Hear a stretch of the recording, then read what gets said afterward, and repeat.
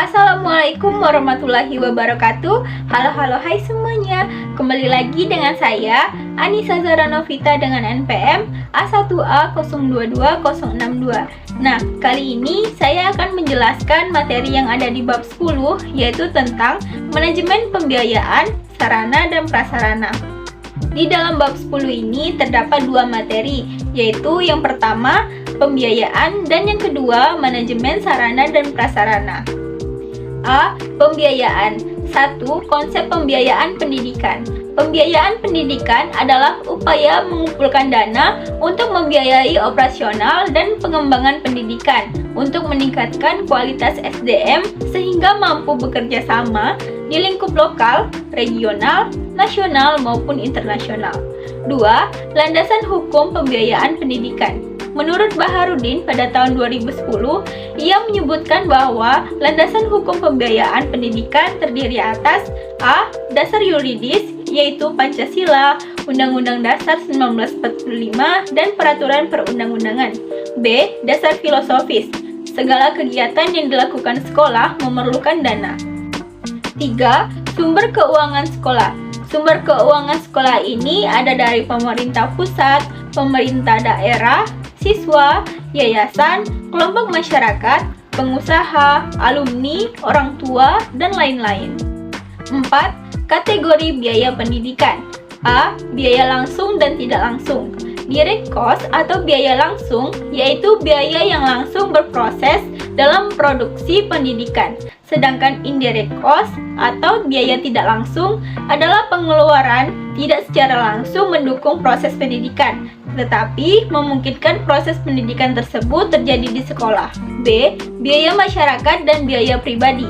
Biaya masyarakat dapat dikatakan sebagai biaya publik, yaitu sejumlah biaya yang harus dibayar oleh masyarakat untuk pendidikan. Sedangkan biaya pribadi adalah biaya yang dikeluarkan oleh keluarga untuk membiayai sekolah anaknya. 5. Pendekatan biaya satuan pendidikan. A. Pendekatan makro. Pendekatan makro mendasarkan perhitungan pada keseluruhan jumlah pengeluaran pendidikan.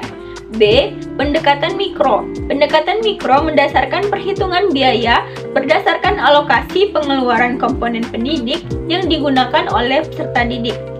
Keenam, fungsi pembiayaan pendidikan, yaitu memungkinkan penyelenggaraan pendidikan dilakukan secara efisien, memungkinkan ketercapaian kelangsungan hidup lembaga pendidikan, dapat mencegah adanya kekeliruan, kebocoran, atau penyimpangan penggunaan dana, dan menggambarkan target-target yang akan dicapai sekolah.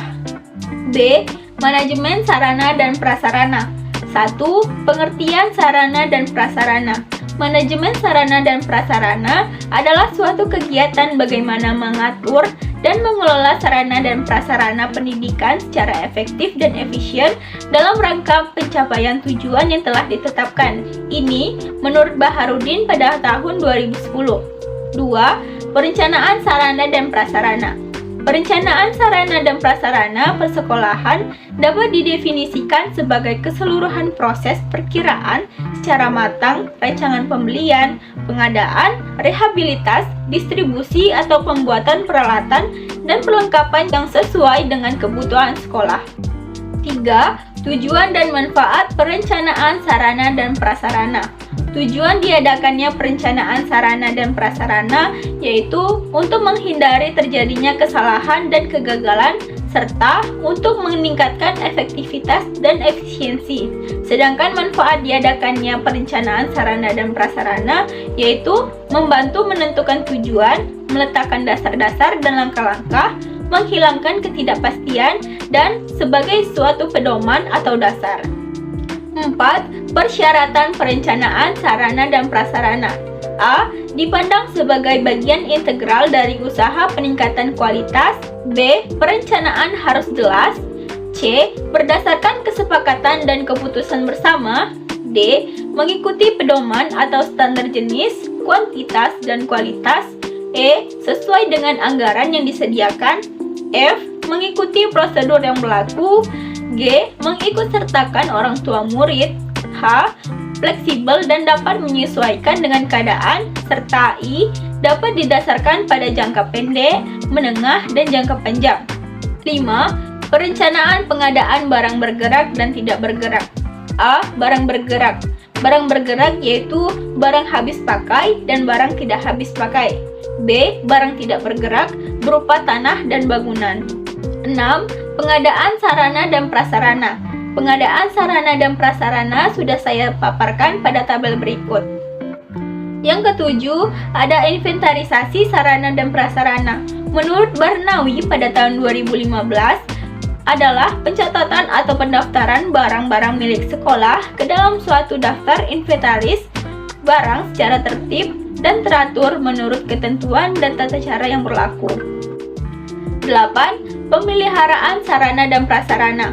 Pemeliharaan sarana dan prasarana pendidikan menurut Barnawi pada tahun 2015 adalah kegiatan untuk melaksanakan pengurusan dan pengaturan agar semua sarana dan prasarana selalu dalam keadaan baik dan siap untuk digunakan secara berdaya guna dan berhasil guna untuk mencapai tujuan pendidikan. 9. Penghapusan sarana dan prasarana.